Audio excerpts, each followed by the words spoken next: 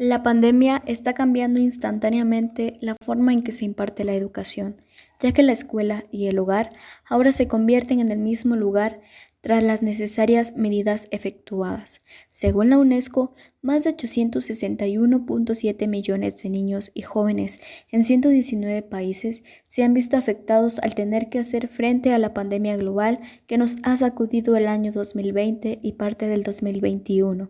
Es por ello que como alumna y futura educadora he decidido hacer una entrevista a una docente para saber las características.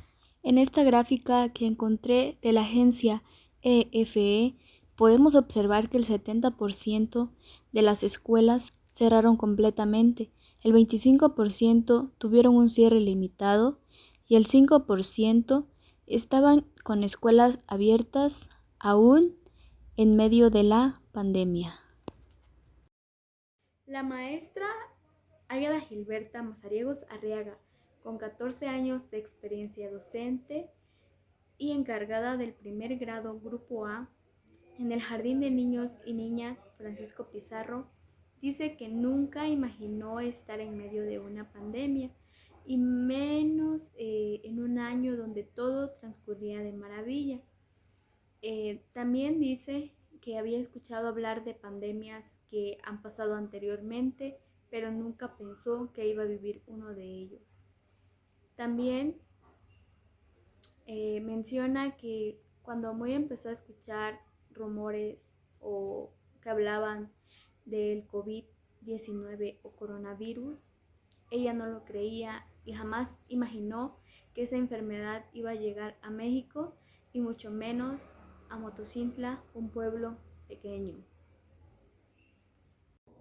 Antes de que iniciara la pandemia, yo estaba a cargo de un grupo de tercer grado. Trabajábamos muy bien en conjunto con padres de familia y alumnos. Como toda educadora, siempre me preparaba con mis planeaciones y mi material didáctico para poder dar mis clases. Mi rutina era así: llegaba a las 8 de la mañana a la escuela, acomodaba mis cosas. A las 8:40 empezaba a recibir a mis niños y a las 9 en punto comenzaba mis clases. Disfrutaba tanto a mis niños porque sabía que era el último año que iba a estar con ellos, pero la pandemia me sorprendió. Recuerdo que la última vez que trabajé con ellos fue un 20 de marzo del 2020. Nos habían dado indicaciones de que regresaríamos en abril, pero en el fondo de mi corazón sabía que no iba a ser así. Como bien comentó la maestra, nosotros esperábamos regresar a clases presenciales en el mes de abril, mas sin embargo, nunca pensamos que el virus se iba a convertir en una pandemia emergente a nivel mundial. Por ende, muchas empresas cerraron y sobre todo las escuelas, en donde millones de niños y jóvenes tuvieron que entrar en cuarentena.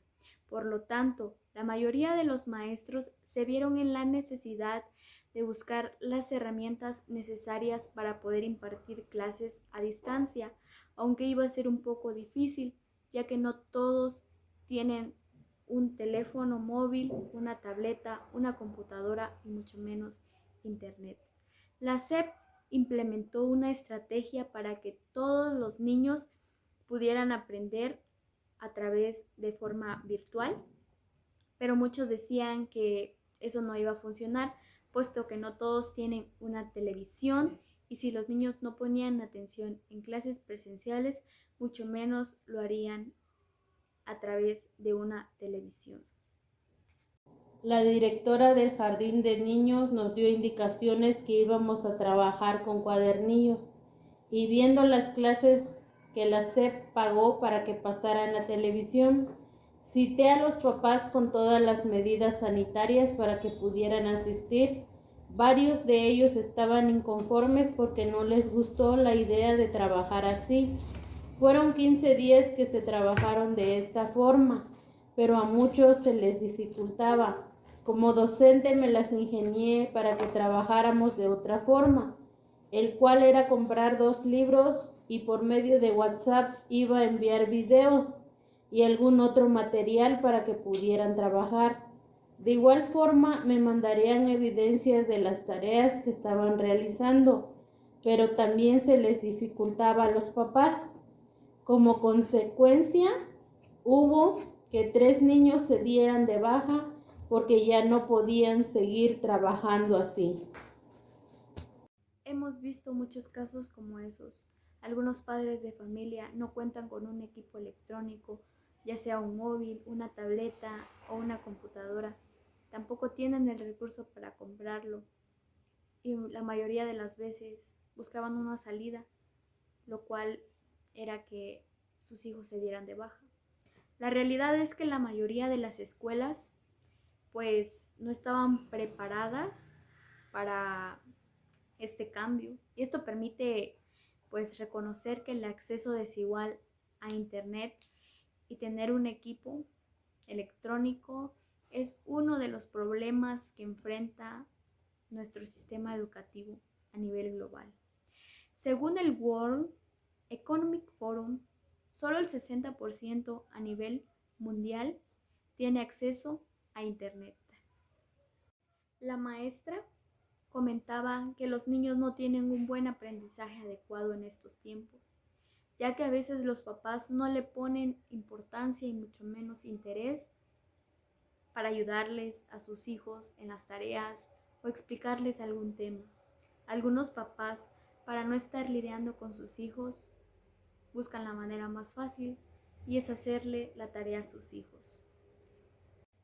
Han pasado 1 año y 3 meses desde que los maestros y alumnos no asisten a las escuelas, solo trabajan a distancia. En los últimos meses, las cifras del COVID-19 han bajado y por ello el gobierno dice que niños, jóvenes deben regresar a las clases presenciales para tener un mejor aprendizaje. Pero muchos maestros, padres de familia y también alumnos no están de acuerdo en que se regrese a clases presenciales, pese a las consecuencias que puedan haber, ya que las escuelas no están preparadas para un regreso seguro.